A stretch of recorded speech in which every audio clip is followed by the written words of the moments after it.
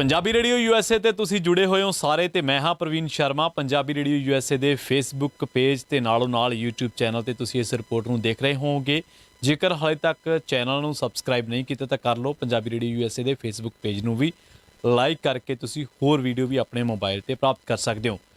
ਆਪਾਂ ਜਿਸ ਮਸਲੇ ਨੂੰ ਲੈ ਕੇ ਗੱਲਬਾਤ ਕਰਨ ਜਾ ਰਹੇ ਹਾਂ, ਕੇਂਦਰੀ ਖੇਤੀਬਾੜੀ ਮੰਤਰੀ ਦਾ ਇੱਕ ਬਿਆਨ ਆਇਆ। ਉਹ ਆਪਣੇ ਬਿਆਨ ਦੇ ਵਿੱਚ ਕਹਿੰਦੇ ਨੇ ਕਿ ਪੰਜਾਬ ਦੇ ਕਿਸਾਨ ਫਸਲ ਜਿਹੜੀ ਉਗਾਉਂਦੇ ਆ ਉਹ ਆਪ ਨਹੀਂ ਖਾਂਦੇ, ਇਹ ਕੈਮੀਕਲਡ ਫਸਲਾਂ ਉਗਾ ਰਹੇ ਆ। ਇਹ ਬਿਆਨ ਛੋਟੀ ਗੱਲ ਨਹੀਂ ਹੈ। ਪਿਛਲੇ ਦਿਨੀ ਕਿਸੇ ਵਿਦਵਾਨ ਨੇ ਲਿਖਿਆ ਸੀਗਾ, ਉਹ ਕਹਿੰਦਾ ਕਿ ਜੇਕਰ ਕਿਸਾਨ ਇਹ ਕਹਿੰਦੇ ਨੇ ਕਿ ਖੇਤੀ ਕਾਨੂੰਨ ਵਾਪਸ ਕਰਾ ਕੇ ਉਹਨਾਂ ਨੇ ਜਿੱਤ ਹਾਸਲ ਕਰ ਲਈ ਹੈ ਤੇ ਕਾਰਪੋਰੇਟ ਦੂਰ ਹੋ ਗਿਆ, ਤਾਂ ਇਹ ਸਿਰਫ ਉਹਨਾਂ ਦਾ ਵਹਿਮ ਹੋ ਸਕਦਾ ਹੈ, ਕਿਉਂਕਿ ਸਰਕਾਰ ਦੇ ਏਜੰਡਿਆਂ ਤੇ ਕਿਸਾਨ ਨਹੀਂ ਹੈ, ਕਾਰਪੋਰੇਟ ਹੈ। ਪਰ ਮਾफ़ ਕਰਨਾ, ਸਾਡੇ ਲਈ ਖਬਰ ਜਿਹੜੀ ਹੈ ਉਹ ਵੱਡੀ ਹੈ ਕਿ ਜਿਹੜੀ ਖਬਰ ਦੇ ਵਿੱਚ ਚੰਨੀ ਸਾਹਿਬ ਨੇ ਜਿਹੜੀ ਬੱਕਰੀ ਚੋਈ ਸੀ, ਉਹ ਬੱਕਰੀ ਨੂੰ ਖਰੀਦਣ ਵਾਲਾ ਜੇਲ੍ਹ ਕਿਉਂ ਗਿਆ। ਸਾਡੇ ਇੰਟਰਸਟ ਉਹਨਾਂ ਖਬਰਾਂ ਦੇ ਵਿੱਚ ਆ ਜਿਹੜੀਆਂ ਖਬਰਾਂ ਦੇ ਵਿੱਚ ਬੱਕਰੀਆਂ ਦਾ ਜ਼ਿਕਰ ਹੁੰਦਾ ਹੋਵੇ, ਬੱਕਰੀ ਦੇ ਘੁੰਗਰੂ ਕਿੰਨੇ ਪਏ ਸੀਗੇ, ਉਹ ਕਿਹਨੇ ਖਰੀਦੀ, ਉਹ ਜੇਲ੍ਹ ਕਿਉਂ ਗਿਆ। ਪਰ ਆਹ ਜਿਹੜੀ ਕਿਸਾਨੀ ਨਾਲ ਜੁੜੀ ਖਬਰ ਆ ਨਾ, ਅਸੀਂ ਇਹਨੂੰ ਦਰਕਨਾਰ ਕਰ ਦਿੰਦੇ ਹਾਂ। ਇਸ ਤੋਂ ਵੀ ਵੱਡੀ ਖਬਰ ਇੱਕ ਹੋਰ ਆ ਜਿਹੜੀ ਨੂੰ ਤਵੱਜੋ ਨਹੀਂ ਅਸੀਂ ਦਿੱਤੀ, ਉਹ ਹੈ DAP ਦੇ ਰੇਟ ਵਧਣੇ। ਹੁਣ ਕੇਂਦਰੀ ਖੇਤੀਬਾੜੀ ਮੰਤਰੀ ਦੇ ਬਿਆਨ ਆਉਣੇ ਕਿ ਜੀ ਇਹ ਜਿਹੜੇ ਪੰਜਾਬ ਦੇ ਕਿਸਾਨ ਆ ਕੈਮੀਕਲਡ ਫਸਲਾਂ ਖਰੀਦਦੇ ਆ। SYL ਦੀ ਛੇੜ ਨਹੀਂ ਵੀ ਇਹਦੇ ਨਾਲ ਇਹ ਛੇੜ ਕੇ ਜਿਹੜੇ ਲੋਕ ਆ ਹਰਿਆਣੇ ਤੇ ਪੰਜਾਬ ਦੇ ਉਹ ਵੰਡੇ ਜਾਣ, ਤੇ ਦੂਜੇ ਪਾਸੇ ਨਾਲੋਂ ਨਾਲ SYL, ਕੇਂਦਰੀ ਖੇਤੀਬਾੜੀ ਮੰਤਰੀ ਦਾ ਬਿਆਨ ਤੇ ਖਾਦ। ਹੁਣ ਇਹਨਾਂ ਤਿੰਨਾਂ ਚੀਜ਼ਾਂ ਨੂੰ ਰਿਲੇਟ ਕਰਦੇ ਹਾਂ ਆਪਾਂ ਕਿ ਰਿਲੇਟ ਕਿਵੇਂ ਕਰ ਸਕਦੇ ਹਾਂ। ਜੇਕਰ ਤੁਸੀਂ ਸੋਚਿਆ ਕਦੇ ਕਿ ਜੇਕਰ ਖਾਦ ਉੱਤੇ ਸਬਸਿਡੀ ਜਿਹੜੀ ਇਹਨਾਂ ਨੇ ਘਟਾਈ ਹੈ, ਖਾਦ ਦੇ ਰੇਟ 50 ਕਿਲੋ ਬੋਰੇ ਦਾ ਰੇਟ 1200 ਤੋਂ 1350 ਹੋਇਆ, ਉਹਦੇ ਨਾਲ ਕਿੰਨਾ ਬੋਝ ਪੈਣਾ ਵਾ? 250 ਕਰੋੜ ਦਾ ਬੋਝ ਪੈਣਾ ਪੰਜਾਬ ਦੇ ਕਿਸਾਨ ਉੱਤੇ। 250 ਕਰੋੜ ਦਾ ਇਕੱਲਾ ਹੀ ਨਹੀਂ ਹੈ। ਪਿਛਲੇ ਕੁਝ ਕੁ ਦਿਨਾਂ ਦੇ ਵਿੱਚ, ਜੇ ਮੈਂ ਗਲਤ ਨਾ ਹੋਵਾਂ ਤਾਂ ਪਿਛਲੇ ਕੁਝ ਕੁ ਦਿਨਾਂ ਦੇ ਵਿੱਚ 2 ਮਹੀਨਿਆਂ ਦੀ ਜੇਕਰ ਗੱਲ ਕਰੀਏ ਤਾਂ ਡੀਜ਼ਲ 10 ਰੁਪਏ ਮਹਿੰਗਾ ਹੋ ਗਿਆ ਤੇ ਪੰਜਾਬ ਦਾ ਕਿਸਾਨ 13 ਲੱਖ ਕਿਲੋਲੀਟਰ ਡੀਜ਼ਲ ਬਾਲਦਾ, 13 ਲੱਖ। ਤੇ ਇਹ ਸੋਚੋ ਵੀ ਇਹ ਜਿਹੜੀ 10 ਰੁਪਏ ਪ੍ਰਤੀ ਲੀਟਰ ਵਾਲੀ ਕੀਮਤ ਤਾਂ ਕਿੱਥੇ ਪੈਣੀ ਹੈ, ਆਪਾਂ ਕਿੱਥੇ ਜਾਣੀ ਹੈ। ਤਾਂ ਆਪਾਂ ਇਹਦੇ 'ਤੇ ਚਰਚਾ ਕਰਦੇ ਹਾਂ। ਪਹਿਲੀ ਗੱਲ ਤਾਂ ਪੰਜਾਬ ਦੇ ਵਿੱਚ ਕਣਕ ਦਾ ਝਾੜ ਘਟਿਆ ਤੇ ਕਣਕ ਦੇ ਝਾੜ ਘਟਣ ਦੇ ਨਾਲ ਕਿਸਾਨਾਂ ਦੀ ਜਿਹੜੀ ਆਰਥਿਕ ਹਾਲਤ ਆ ਬਹੁਤ ਮਾੜੀ ਹੋ ਗਈ ਹੈ। 18 ਕਿਸਾਨ ਕਣਕ ਦੇ ਝਾੜ ਤੋਂ ਬਾਅਦ ਖੁਦਕੁਸ਼ੀਆਂ ਕਰ ਚੁੱਕੇ ਆ। 18 ਕਿਸਾਨ। ਇੱਥੋਂ ਪਤਾ ਲੱਗਦਾ ਕਿ ਜਿਹੜੀ ਨਿਰਾਸ਼ਤਾ ਹੈ ਉਹ ਕਿੰਨੇ ਵੱਡੇ ਪੱਧਰ 'ਤੇ। ਔਰ ਮਾਫ਼ ਕਰਨਾ, ਹੋ ਸਕਦਾ ਹੈ ਆਂਕੜਾ ਵੱਧ ਜਾਵੇ, ਕਹਿਣ ਤੋਂ ਡਰ ਲੱਗਦਾ ਹੈ, ਕਿਉਂਕਿ ਰਿਪੋਰਟਾਂ ਹੀ ਇਹ ਜਿਹੀਆਂ ਆਉਂਦੀਆਂ ਨੇ। ਜਿਹੜੇ ਲੋਕ ਕਿਸਾਨੀ ਨਾਲ ਜੁੜੇ ਹੋਏ ਨੇ ਉਹਨਾਂ ਨੂੰ ਪਤਾ ਹੈ। ਔਰ ਦੂਜੇ ਪਾਸੇ ਜਿਹੜੀ ਤੂੜੀ ਆ ਉਹਦੇ ਰੇਟ ਵੀ ਬਹੁਤ ਵਧੇ ਨੇ, ਕਿਉਂਕਿ ਵਪਾਰੀ ਵਰਗ ਨੂੰ ਇਸ ਵੇਲੇ ਪਤਾ ਵਾ ਕਿ ਤੂੜੀ, ਇੰਡਸਟਰੀ ਨੂੰ ਪਤਾ ਹੈ ਕਿ ਤੂੜੀ ਕਿਸਾਨ ਦੇ ਕੋਲੇ ਨਹੀਂ ਬਚੀ ਹੈ। ਜੇਕਰ ਕਣਕ ਦਾ ਝਾੜ ਘਟਿਆ, ਕਣਕ ਘੱਟ ਹੋਈ ਹੈ ਤਾਂ ਤੂੜੀ ਵੀ ਘੱਟ ਹੋਣੀ ਹੈ। ਸੋ ਗਰੀਬ ਤਬਕੇ ਲਈ ਤਾਂ ਪਸ਼ੂ ਰੱਖਣੇ, ਪਸ਼ੂ ਪਾਲਣੇ ਬਹੁਤ ਔਖੇ ਔਰ ਇੱਕ ਬਹੁਤ ਵੱਡੀ ਚੁਣੌਤੀ ਵਾਂਗ ਹੋ ਗਏ ਆ। ਆਪਦਾ ਢਿੱਡ ਭਰਨਾ ਵੀ ਔਖਾ ਤੇ ਨਾਲੋਂ ਨਾਲ ਪਸ਼ੂ ਪਾਲਣਾ ਵੀ ਔਖਾ ਵਾ। ਪਰ ਇਹਦੀ ਆੜ ਦੇ ਹੇਠ ਕੇਂਦਰ ਸਰਕਾਰ ਜਿਹੜੀ ਹੈ ਜਾਂ ਕੇਂਦਰ ਦੀਆਂ ਨੀਤੀਆਂ ਉਹ ਪੰਜਾਬ ਦੇ ਕਿਸਾਨ ਦਾ ਕਚੂਮਰ ਕੱਢ ਰਹੀਆਂ। ਪਰ ਮਾਫ਼ ਕਰਨਾ, ਪੰਜਾਬ ਦੇ ਕਿਸਾਨ ਦਾ ਪੁੱਤ ਮੋਬਾਈਲ ਤੇ ਬੈਠ ਕੇ ਬੱਕਰੀਆਂ ਵਾਲੀ ਵੀਡੀਓ ਦਾ ਕਚੂਮਰ ਕੱਢ ਰਿਹਾ ਵਾ। ਇਹ ਗੱਲਾਂ ਅਸੀਂ ਕਿਉਂ ਕਰ ਰਹੇ ਹਾਂ? ਕਿਉਂਕਿ ਆંકੜੇ ਡਰਾਉਂਦੇ ਨੇ। ਆંકੜੇ ਕੀ ਕਹਿੰਦੇ ਨੇ ਕਿ ਜੇਕਰ DAP ਦੀ ਬੋਰੀ 1200 ਦੀ ਜਿਹੜੀ ਮਿਲਦੀ ਹੈ, ਜੇਕਰ 1350 ਦੀ ਹੋ ਗਈ ਤਾਂ ਇਹ 240 ਕਰੋੜ ਰੁਪਈਆ ਹੋਰ ਬੋਝ ਪੈਣਾ। ਕਣਕ ਦੇ ਘਟੇ ਝਾੜ ਦੇ ਝੰਬੇ ਕਿਸਾਨਾਂ ਦੀ ਜੇਬ ਉੱਤੇ 240 ਕਰੋੜ ਰੁਪਏ ਦਾ ਡਾਕਾ ਪੈਣਾ ਆ, ਜਿਹਦੇ ਚੋਂ ਜਿਹੜੀ ਟੋਟਲ ਅਸੀਂ DAP ਪਾਉਣੇ ਆ ਉਹਦੀ ਜਿਹੜੀ ਅਮਾਊਂਟ ਹੈ ਜਾਂ ਉਹਦਾ ਜਿਹੜੀ ਪੂਰੀ ਆ ਉਹ ਤਕਰੀਬਨ ਬਣਦੀ ਆ 7.5 ਲੱਖ ਟਨ। 2.5 ਲੱਖ ਟਨ ਸਾਨੂੰ ਚਾਹੀਦੀ ਆ ਝੋਨੇ ਵਾਸਤੇ। ਇਹਦੇ 'ਚ ਜਿਹੜਾ ਬੋਝ ਪੈਣਾ 250 ਕਰੋੜ ਦਾ ਵਾ।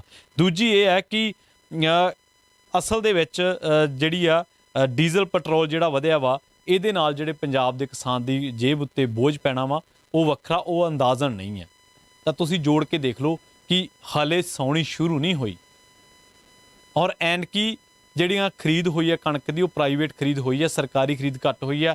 BBC ਦੀ ਰਿਪੋਰਟ ਦੇ ਮੁਤਾਬਕ ਜੇਕਰ ਅਗਲੀ ਵਾਰ ਇਹ ਹਾਲਾਤ ਨਾ ਰਹੇ, ਜੰਗ ਬੰਦ ਹੋ ਗਈ, ਤਾਂ ਇਸ ਵਾਰੀ ਜੋ ਏਜੰਸੀਆਂ ਨੇ ਖਰੀਦ ਕੀਤੀ ਆ ਉਹਦੇ 'ਤੇ ਵੀ ਸਵਾਲੀਆ ਨਿਸ਼ਾਨ ਖੜੇ ਹੋ ਰਹੇ ਨੇ। ਪਰ ਸਾਡੇ ਕੋਲ ਇੰਨੀ ਫੁਰਸਤ ਕਿੱਥੇ ਆ? ਕਿ ਅਸੀਂ ਇਹਨਾਂ ਚੀਜ਼ਾਂ ਨੂੰ ਖੰਗਾਲ ਸਕੀਏ। ਜਿਹੜੇ ਕੇਂਦਰੀ ਖੇਤੀਬਾੜੀ ਮੰਤਰੀ ਕਹਿ ਰਹੇ ਨੇ ਕਿ ਪੰਜਾਬ ਦਾ ਕਿਸਾਨ ਫਸਲ ਆਪ ਨਹੀਂ ਖਾਂਦਾ, ਇਹ ਵੇਚਣ ਵਾਸਤੇ ਉਗਾਉਂਦਾ ਹੈ, ਤਾਂ ਉਹਨਾਂ ਨੂੰ ਪੁੱਛਣ ਵਾਲਾ ਵਾ ਕਿ ਜਿਹੜਾ ਅਸੀਂ ਢੋਲਾਂ 'ਚ ਕਣਕ ਪਾਈ ਉਹ ਕਿੱਥੋਂ ਲੈ ਕੇ ਪਾਈ ਹੈ। ਅੱਜ ਤੁਹਾਨੂੰ ਸਾਡਾ ਮਾਡਲ ਕੈਮੀਕਲਡ ਲੱਗਦਾ ਵਾ, ਔਰ ਪੰਜਾਬ ਦੇ ਕਿਸੇ ਵੀ ਲੀਡਰ ਨੇ ਉਹਨਾਂ ਦੇ ਇਸ ਬਿਆਨ ਨੂੰ ਜਿਹੜਾ ਵਾ ਕਾਊਂਟਰ ਨਹੀਂ ਕੀਤਾ। ਉਹ ਕਹਿ ਰਿਹਾ ਕਿ ਤੁਸੀਂ ਰਸਾਇਣ ਦੂਜਿਆਂ ਨੂੰ ਖਵਾਉਣ ਵਾਸਤੇ ਉਗਾਉਣੇ ਆ, ਵੇਚਦੇ ਆ। ਪੰਜਾਬ ਦਾ ਕਿਸਾਨ ਵੀ ਤਾਂ ਉਸੇ ਖੇਤ ਦੀ ਖਾਂਦਾ। ਕੈਮੀਕਲ ਮਾਡਲ ਲਿਆਂਦਾ ਕਿਹਨੇ ਆ? ਅਸੀਂ ਤਾਂ ਆਰਗੈਨਿਕ ਖਾਣ ਵਾਲੇ ਲੋਕ ਸੀਗੇ। 60 ਦੇ ਦਹਾਕੇ 'ਚ ਜਦੋਂ ਭਾਰਤ ਦੂਜੇ, ਮਾਫ ਕਰਨਾ ਸ਼ਬਦ ਬਹੁਤ ਕਰੜਾ ਵਾ, ਠੂਠਾ ਫੜ ਕੇ ਫਿਰਦਾ ਸੀ, ਉਦੋਂ ਦੇਸ਼ ਦੇ ਵਿੱਚੋਂ ਇਹ ਪੈਮਾਇਸ਼ ਕਰਵਾਈ ਗਈ ਕਿ ਕਿਹੜੇ ਇਲਾਕੇ ਆ ਜਿੱਥੇ ਅਨਾਜ ਪੈਦਾ ਹੋ ਸਕਦਾ ਹੈ, ਉਹ ਕਿਹੜੀ ਜ਼ਰਖੇਜ਼ ਧਰਤੀ ਆ ਜਿੱਥੇ ਅਨਾਜ ਪੈਦਾ ਕੀਤਾ ਜਾ ਸਕਦਾ ਹੈ। ਉਦੋਂ ਫਿਰ ਪੰਜਾਬ ਤੇ ਹਰਿਆਣੇ ਦੀ ਪੈਮਾਇਸ਼ ਹੋਈ ਸੀ। ਪੰਜਾਬ ਤੇ ਹਰਿਆਣੇ ਦੀ ਮਿੱਟੀ ਨੂੰ ਨਾਪਿਆ ਗਿਆ ਸੀ। ਇੱਥੋਂ ਦੇ ਲੋਕਾਂ ਨੂੰ ਵੇਖਿਆ ਗਿਆ ਸੀਗਾ ਕਿ ਸਿਰੜੀ ਨੇ ਇਹ ਸਾਡੇ ਦੇਸ਼ ਦਾ ਢਿੱਡ ਭਰ ਸਕਦੇ ਆ। ਇਹਦੀ ਬਦੌਲਤ ਅੱਜ ਸਾਡੇ ਦੇਸ਼ ਦੇ ਵਿੱਚ ਜਿਹੜਾ ਖਾਦ ਭੰਡਾਰ ਆ ਉਹਦੇ 'ਚ ਅਸੀਂ 60% ਤੋਂ ਵੱਧ ਦਾ ਹਿੱਸਾ ਪਾਉਣੇ ਆ। ਸੋ ਇਹ ਆંકੜੇ ਨੇ ਜਿਹੜੇ ਅੱਜ ਖੇਤੀਬਾੜੀ ਮੰਤਰੀ ਕਹਿ ਰਹੇ ਨੇ ਕਿ ਪੰਜਾਬ ਦਾ ਕਿਸਾਨ ਕੈਮੀਕਲਡ ਜਿਹੜਾ ਵਾ ਮਾਡਲ ਲਿਆਉਂਦਾ ਵਾ। ਝੋਨਾ ਅਸੀਂ ਨਹੀਂ ਖਾਂਦੇ ਔਰ ਅਸੀਂ ਧਰਤੀ ਆਪਦੀ ਵਿਹਲੀ ਕਰ ਰਹੇ ਹਾਂ।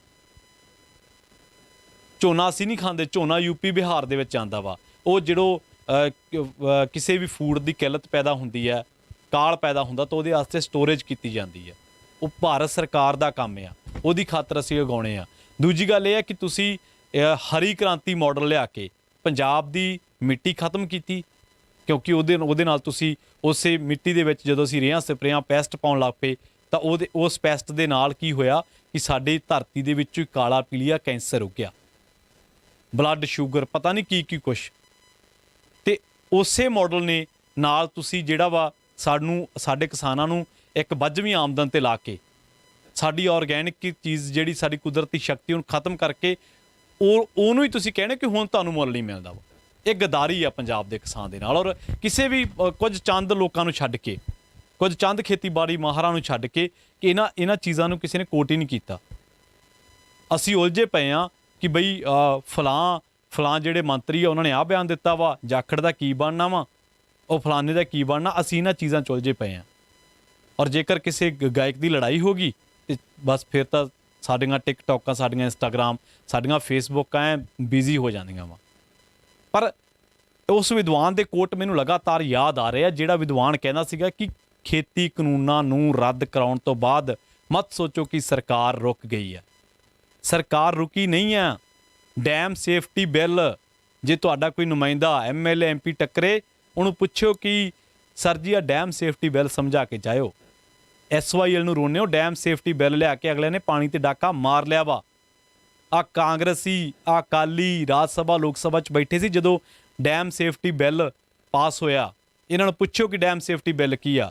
ਅਗਲੇ ਖਾਦਾਂ ਤੇ ਸਬਸਿਡੀਆਂ ਘਟਾ ਰਹੇ ਆ, ਅਗਲੇ ਤੁਹਾਡੀਆਂ ਕਣਕਾਂ ਝੋਨੇ ਚੱਕਣ ਤੋਂ ਭੱਜ ਰਹੇ ਆ ਹੌਲੀ ਹੌਲੀ। ਔਰ ਤੁਸੀਂ ਲੜੀ ਜਾਓ ਕਿ ਫਲਾਣੇ ਦੀ ਟਰਾਲੀ ਅਦਾਨੀ ਦੇ ਗੋਦਾਮ ਮੂਹਰੇ ਖੜੀ ਸੀ। ਔਰ ਇਹ ਚੀਜ਼ਾਂ ਕੁਝ ਜਿਹੜੀਆਂ ਰਿਪੋਰਟਾਂ ਵਾ BBC ਪੰਜਾਬੀ ਤੇ ਜਾ ਕੇ, ਪੰਜਾਬੀ ਟ੍ਰਿਬਿਊਨ ਤੇ ਜਾ ਕੇ, ਜਾਂ ਕੁਝ ਹੋਰ ਵੈਬਸਾਈਟਸ ਨੇ ਜਿਨ੍ਹਾਂ ਤੇ ਜਾ ਕੇ ਤੁਸੀਂ ਆંકੜੇ ਪੜ੍ਹ ਸਕਦੇ ਹੋ। ਕੇਂਦਰੀ ਖੇਤੀਬਾੜੀ ਦਾ ਬਿਆਨ, ਖੇਤੀਬਾੜੀ ਮੰਤਰੀ ਦਾ ਬਿਆਨ ਦੇਖ ਸਕਦੇ ਹੋ ਕਿ ਇਹ ਕੈਮੀਕਲਡ ਫਸਲਾਂ ਵੇਚਦੇ ਆ। ਖਾਦਾਂ ਤੇ ਸਬਸਿਡੀਆਂ ਦੀਆਂ ਖਬਰਾਂ ਕਿੰਨੀਆਂ ਵੈਬਸਾਈਟਾਂ ਨੇ ਸ਼ਾਇਆ ਕੀਤੀਆਂ। ਪਰ ਅਸੀਂ ਜਾਈਏ ਪੜ੍ਹੀਏ ਤਾਂ ਜੀ ਉਹਨਾਂ ਵੈਬਸਾਈਟਾਂ ਤੇ ਜਾਈਏ। ਸੋ ਇੱਕ ਪਾਸੇ ਕਿਸਾਨ ਝੰਬਿਆ ਪਿਆ ਵਾ, ਉਹਨੂੰ ਆਰਥਿਕ ਘਾਟਾ ਪੈ ਰਿਹਾ ਵਾ ਕਣਕ ਦੇ ਵਿੱਚੋਂ। ਸਾਉਣੀ ਦਾ ਹਾਲੇ ਪਤਾ ਕੋਈ ਨਹੀਂ ਹੈ। ਉਹਦੀ ਅਗਲੀ ਜਿਹੜੀ ਦਿੱਕਤ ਆ ਉਹ ਪੰਜਾਬ ਸਰਕਾਰ ਨੇ ਹੱਲ ਕਰਨੀ ਆ, ਉਹ ਹੈ ਬਿਜਲੀ ਦੀ। ਬਿਜਲੀ ਉਹਨੂੰ ਝੋਨੇ 'ਚ ਕਿੰਨੀ ਮਿਲੂਗੀ, ਮੋਟਰਾਂ ਤੇ ਕਿੰਨੀ ਆਊਗੀ। ਹਾਲਾਂਕਿ ਕੇਂਦਰ ਨੇ ਉਸ ਮਾਮਲੇ ਤੇ ਥੋੜ੍ਹੀ ਜਿਹੀ ਹਾਮੀ ਭਰੀ ਆ, ਪਰ ਫਿਰ ਵੀ ਹਾਮੀਆਂ ਕਾਫੀ ਨਹੀਂ ਆ। ਕੋਲੇ ਦਾ ਉਤਪਾਦਨ, ਕੋਲਾ ਲਿਆਉਣਾ ਕਰਨਾ, ਅੱਗੇ ਮੌਨਸੂਨ ਸ਼ੁਰੂ ਹੋਣਾ, ਬਹੁਤ ਚੀਜ਼ਾਂ ਨੇ ਟੈਕਨੀਕਲੀ। ਪਰ ਜਿਹੜੇ ਸਾਡੇ ਖੇਤੀਬਾੜੀ ਮਾਹਰ ਨੇ, ਸਾਡੇ ਲੀਡਰ ਨੇ, ਸਾਡੇ ਲੋਕ ਨੇ, ਕਿਸਾਨ ਆਗੂ ਨੇ, ਉਹਨਾਂ ਨੂੰ ਇਹਨਾਂ ਗੱਲਾਂ ਪ੍ਰਤੀ ਜਾਗਰੂਕ ਕਰਨਾ ਚਾਹੀਦਾ। ਔਰ ਇਸ ਬਿਆਨ ਤੋਂ ਬਾਅਦ, ਆ ਦੋ ਚੀਜ਼ਾਂ ਤੋਂ ਬਾਅਦ, ਖਾਦ ਸਬਸਿਡੀ, ਖਾਦ ਦੇ ਮੁੱਲ ਵਧੇ, ਖਾਦ ਮਹਿੰਗੀ ਹੋਈ ਆ ਇਹਦੇ ਤੇ ਦੂਜਾ ਕੇਂਦਰੀ ਖੇਤੀਬਾੜੀ ਮੰਤਰੀ ਦੇ ਬਿਆਨ ਤੇ ਜੇ ਕਿਸੇ ਕਿਸਾਨ ਆਗੂ ਦਾ ਬਿਆਨ ਆਇਆ ਹੋਇਆ ਤਾਂ ਉਹ ਇਸ ਵੀਡੀਓ ਦੇ ਥੱਲੇ ਕਮੈਂਟ ਬਾਕਸ ਦੇ ਵਿੱਚ ਜ਼ਰੂਰ ਕਾਪੀ ਕਰ ਦਿਓ। ਸਾਨੂੰ ਵੀ ਪਤਾ ਲੱਗ ਜਾਵੇ। ਸ਼ਾਇਦ ਹੁਣ ਤੱਕ ਤਾਂ ਨਹੀਂ ਆਇਆ, ਪਰ ਜੇ ਕਿਸੇ ਦਾ ਆਇਆ ਹੋਇਆ ਤਾਂ ਜ਼ਰੂਰ, ਜੇ ਇਹ ਵੀਡੀਓ ਤੁਹਾਡੇ ਤੱਕ ਪਹੁੰਚੀ ਹੋਈ ਤਾਂ ਉਹਦੇ ਥੱਲੇ ਕਮੈਂਟ ਬਾਕਸ ਦੇ ਵਿੱਚ ਜ਼ਰੂਰ ਕਰ ਦਿਓ। ਸੋ ਅੱਜ ਦੀ ਇਸ ਰਿਪੋਰਟ ਦੇ ਵਿੱਚ ਇੰਨਾ ਹੀ। ਅਗਲੀ ਵਾਰੀ ਫਿਰ ਮਿਲਾਂਗੇ ਕਿਸੇ ਖਾਸ ਮਸਲੇ ਨੂੰ ਲੈ ਕੇ। ਜੁੜੇ ਰਹੋ, ਬਣੇ ਰਹੋ ਪੰਜਾਬੀ ਰੇਡੀਓ USA ਦੇ ਨਾਲ।